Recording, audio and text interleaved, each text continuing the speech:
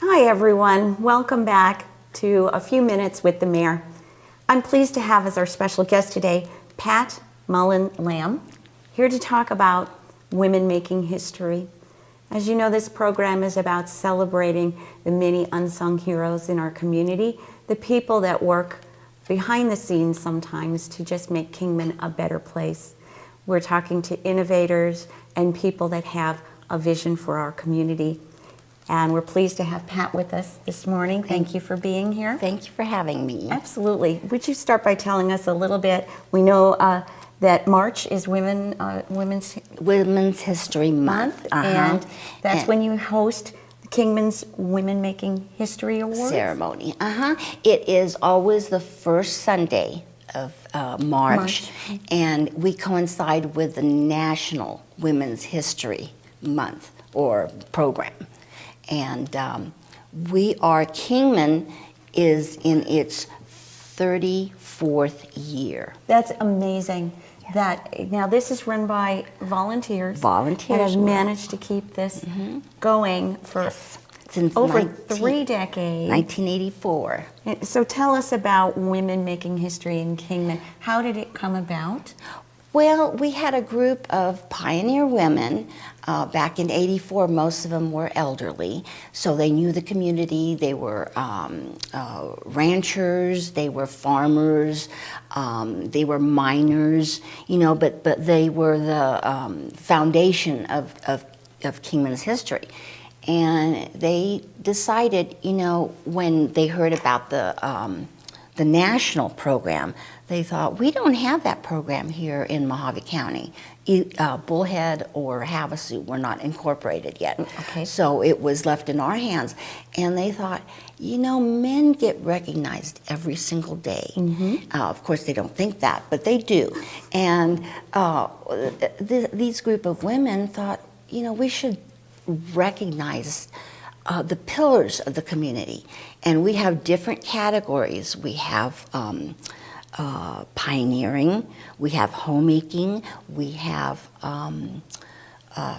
educators, and we have professions, we have business owners.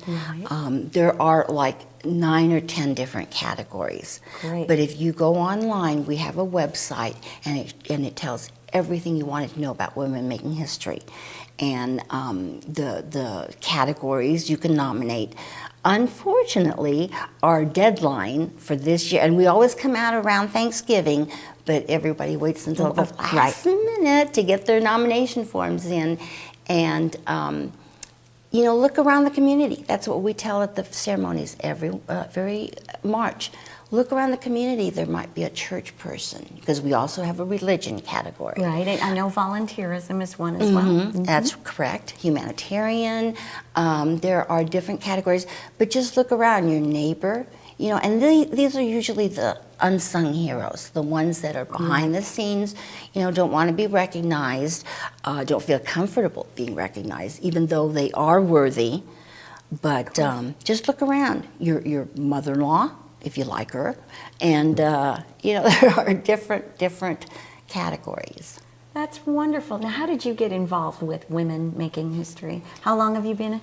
I've been with Women Making History about 25 years now. Okay. And most of our original committee members are deceased now, because they were older women in 1984. Right. Well, they left their mark on Kingman, though. Oh, absolutely. That's so wonderful. If you look, we give programs every March. And if you attend the ceremony, it's always at the museum, Mojave Museum of History and Arts, and it's the first Sunday in March, and it's always at 2:00.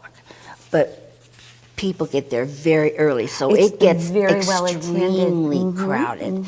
I mean, the whole museum, they've had to bring chairs in because there are so many people in the audience. But we give these programs, and it has the past recipients from 1984 on to the current time. And the only year that wasn't represented was 1986. And we don't know if there was like illness. We still don't know. Okay. But yes, I received the award in 1994. Well, So, congratulations. Thank you, thank you. That's a big honor. It is. What category? In voluntarism. Wonderful. And you're can't still say doing no. that, I can see, right? Well deserved, well deserved. Thank you. So I was so engrossed and I was so amazed at the work these women put into it. I mean, they do research, they interview, and then they have a panel of judges. And that's what my category is. I take care of the program and I take care of the judges.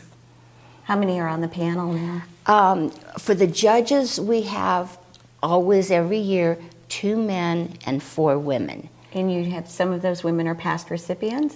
Most of the time. Most of the yes, time. most of the time. They are past recipients. And it is done in the luxury of their home. They have the nomination forms, and it's quite easy. They just read the nomination forms, and then they grade it at their own leisure time.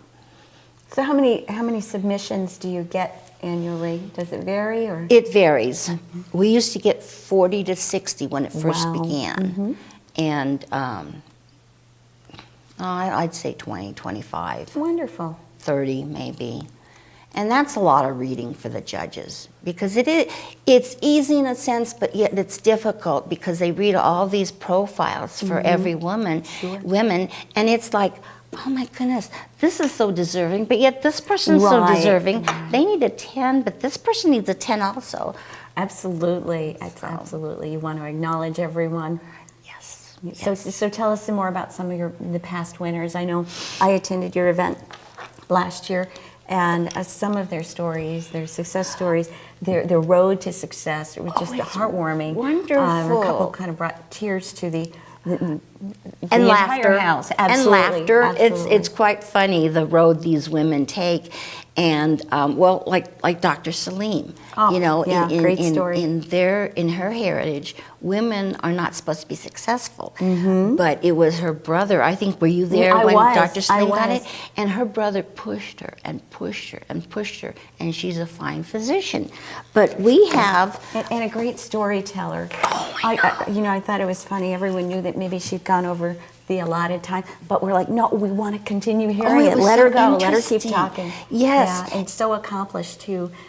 Not just being an MD, but she's an avid hiker. And yeah. And I mean, lots of she's great- had like a heart attack, she's had back surgery, and this woman just perseveres, you know, I mean, she's amazing. I'll need her contact number. No, because she's somebody else that definitely needs to be acknowledged, Yes. not just as women making history, but as a community member that's really made a difference. Yes. And what I love too about all of these women that were either nominees or recipients, they all have such a positive attitude, and they all work so diligently without really looking for any acknowledgement. They're merely looking to make their life, their community, a better place. Well, if you've seen the comparisons to all these women, they love Kingman. Absolutely. They love people. I mean, you have the shy ones that do things behind the scenes, like they're a den mother, or you know, that don't get any recognition. But Gracie Ricca was a recipient, and she did for 30, 40 years. She did the Girl Scouts along with Marion Watson, and of course Marion is passed. But we have like Jenny Cofer Bishop. She was, you know, I'm just going to go, Sergeant Helen Hart. She was a sergeant with the police department.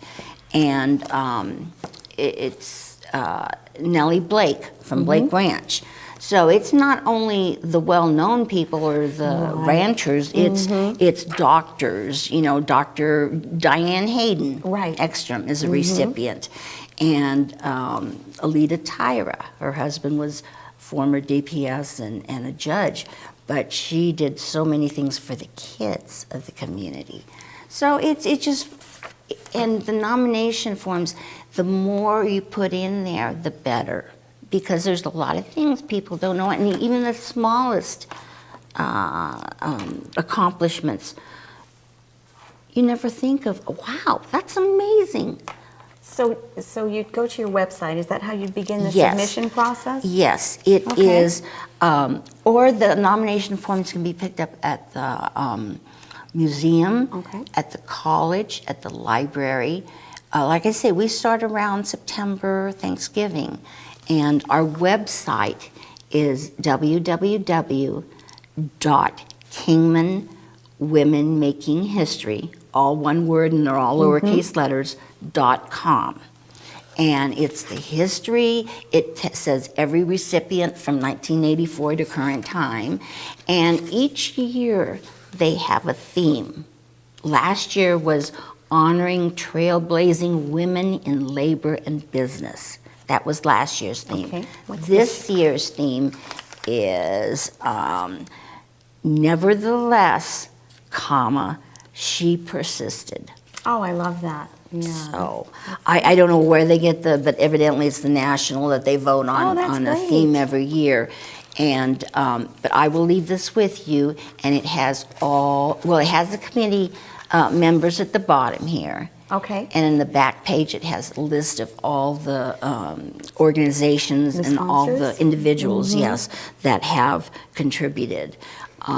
We do have a scholarship that we give to. Oh, tell us about that. Yes, Okay. it's and Debbie Burnham Kidwell, who's one of the originals. Right.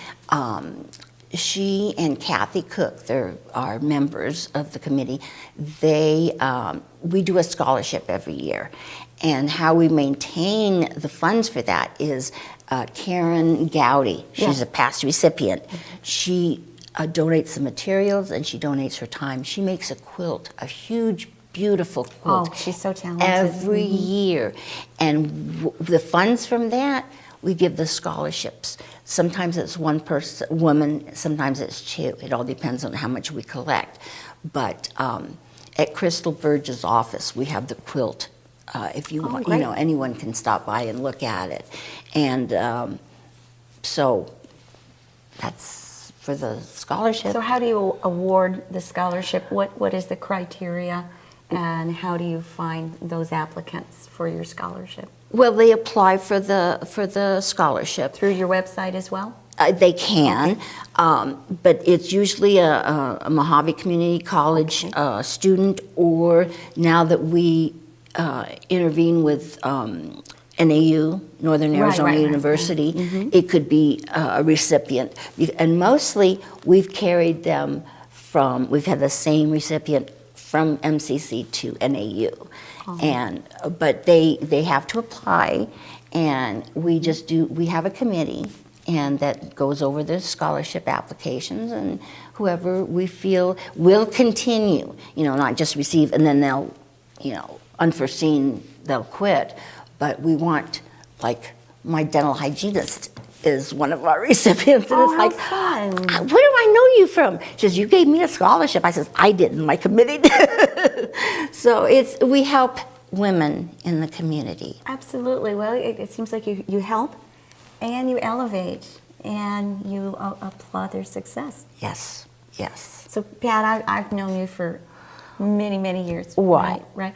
And now I'm wondering, I know you're a very long-time resident of Kingman. 1966. Well, and maybe you don't want to share something about yourself that we may not know, but tell us something about Kingman some of the newcomers may not know.